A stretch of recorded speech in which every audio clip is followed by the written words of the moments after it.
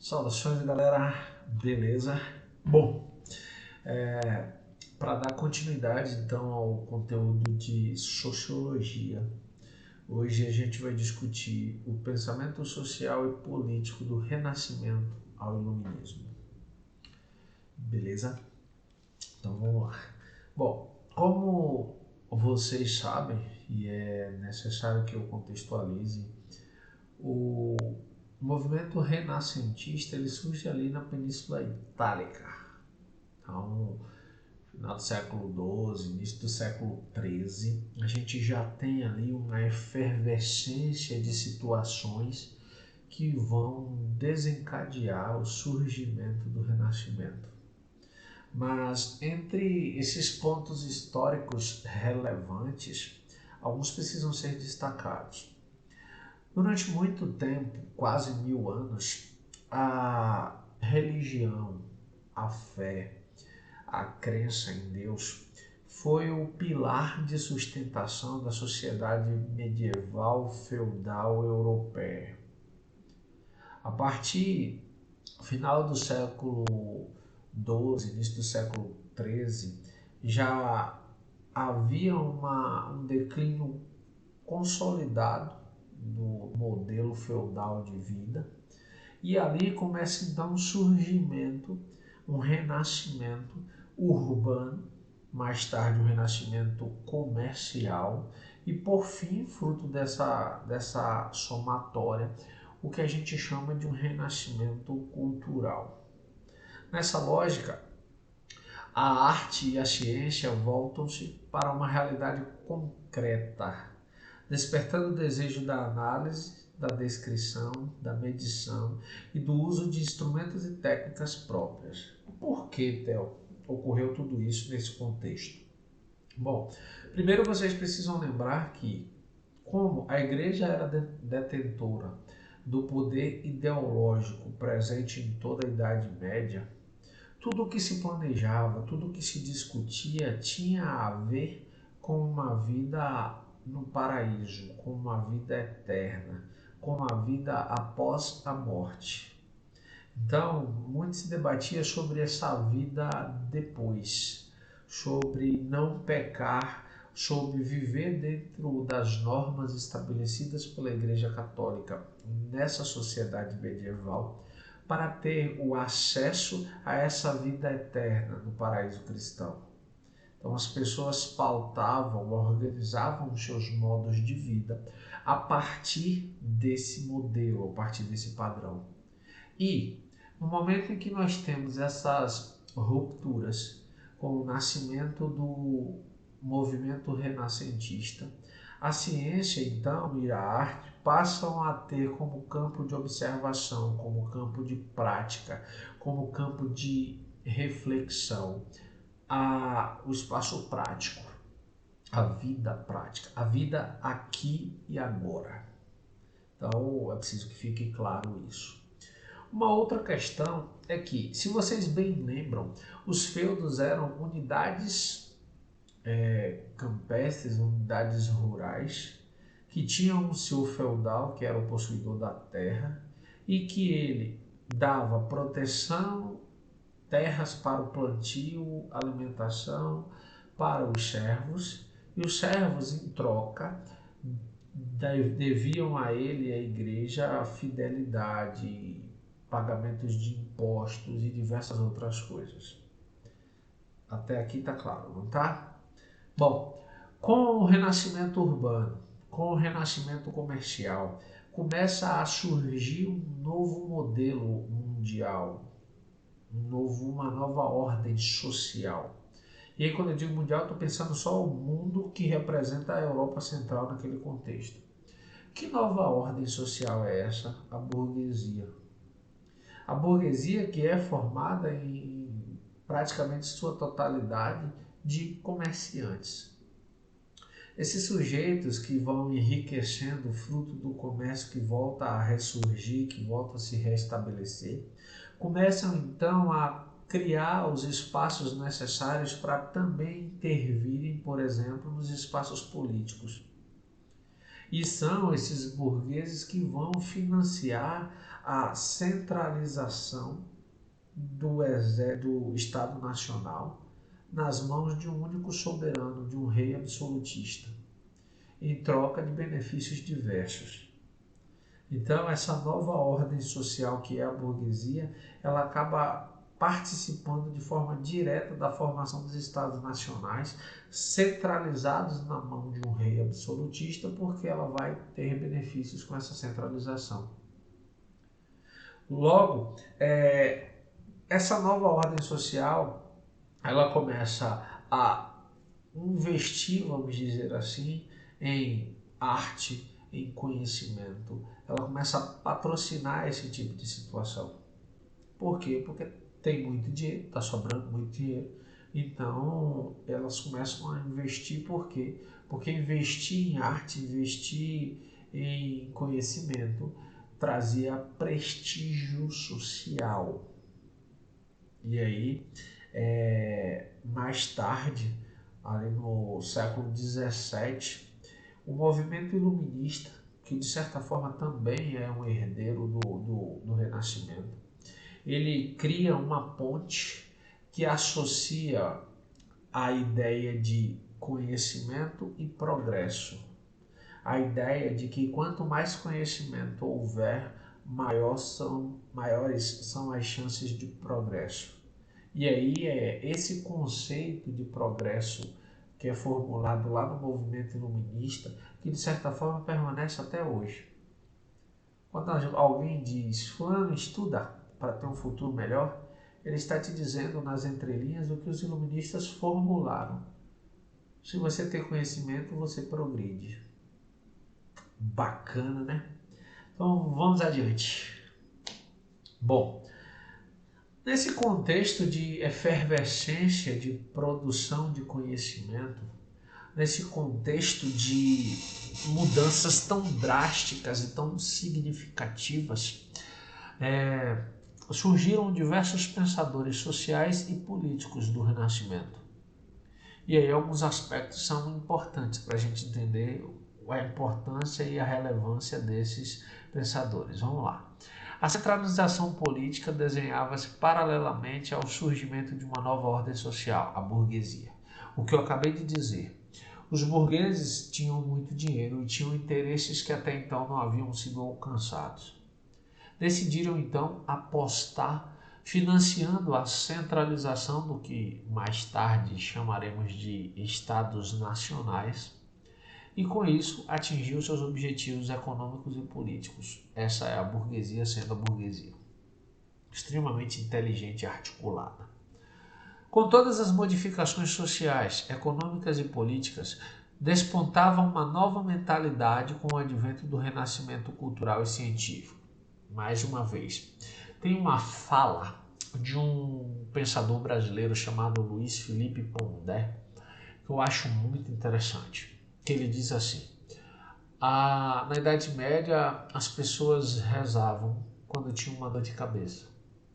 As pessoas pediam a Deus que não chovesse se precisassem fazer uma viagem longa.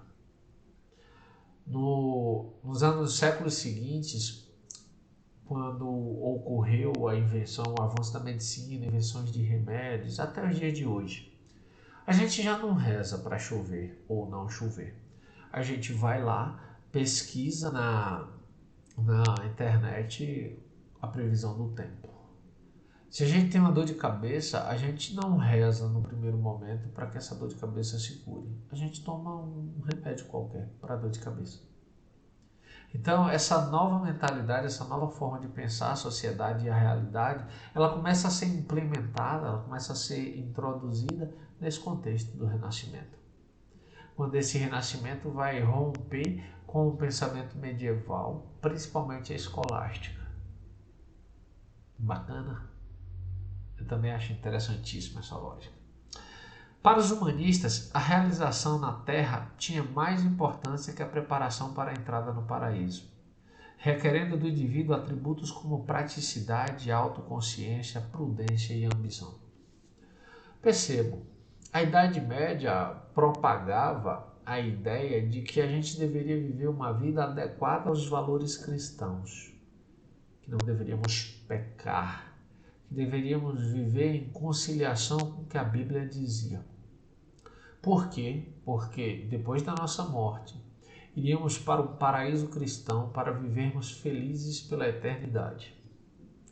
A grande questão é que os humanistas, frutos desse renascimento cultural, vão dizer: não, a vida é aqui, agora.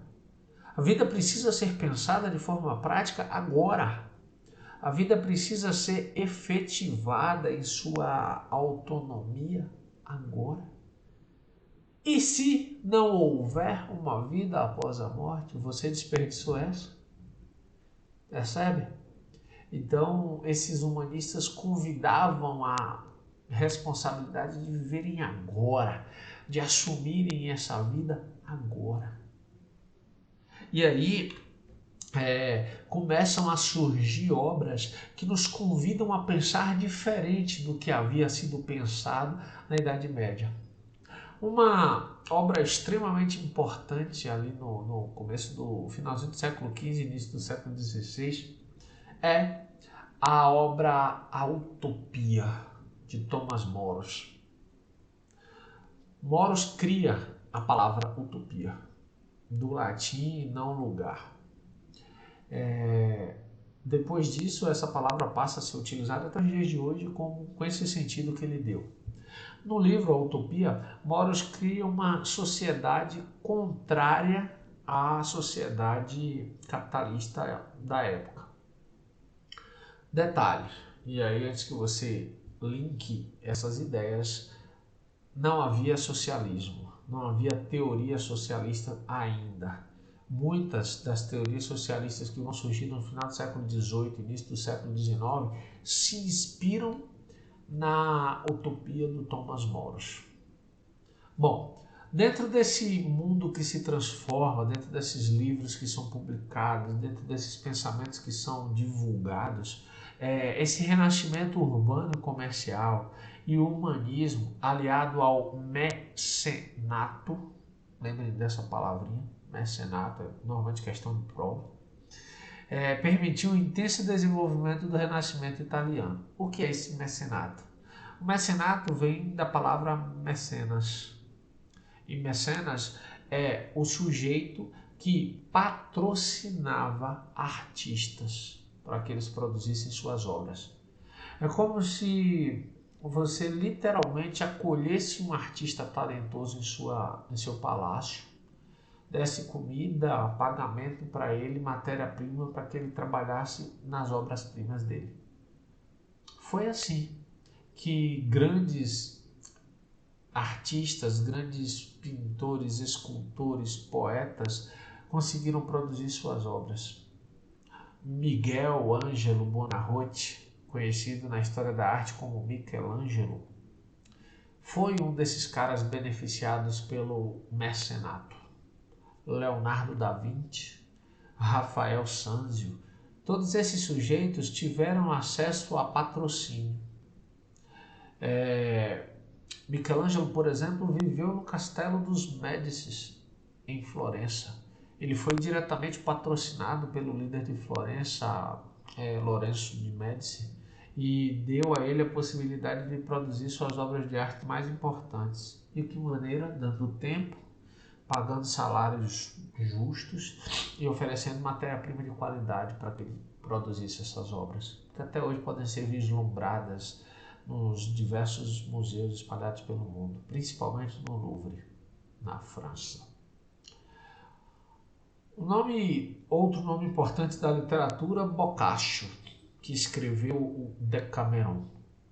O Decameron nada mais é do que uma obra com uma linguagem irreverente de críticas ácidas e pontuais ao comportamento dos religiosos da Igreja Católica. Peter Bruegel, pintor que escolheu pintar o cotidiano, temas populares, representar de certa forma a natureza do dia a dia.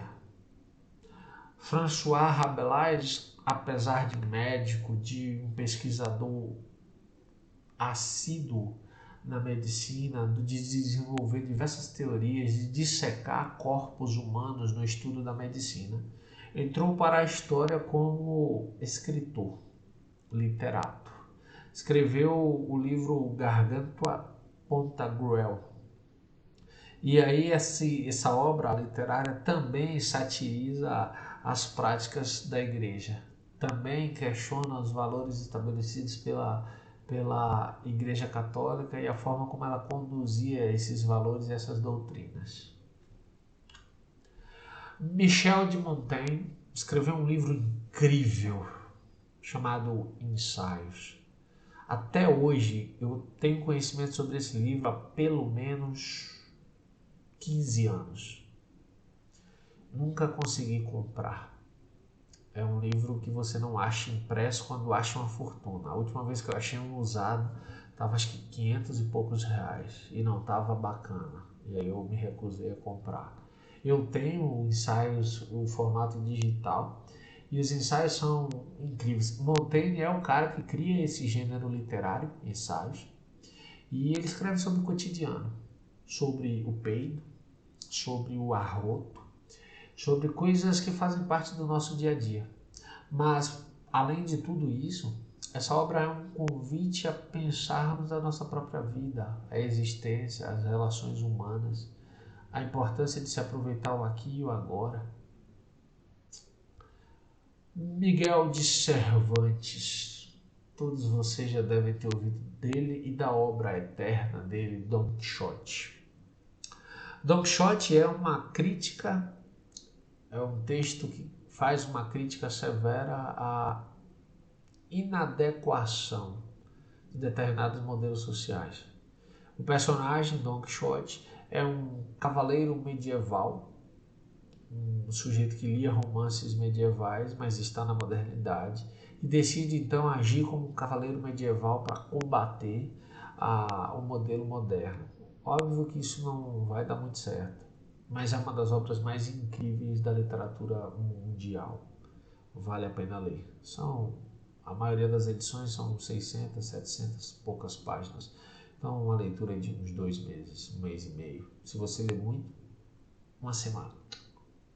Bom, Camões, autor português, autor de Os Lusíadas, poeta, e o livro dele tem uma importância histórica muito grande porque narra os feitos portugueses exatamente quando Portugal se torna potência europeia, com as grandes navegações, com a liderança e agilidade, habilidade no domínio dos mares em benefício próprio de sua coroa.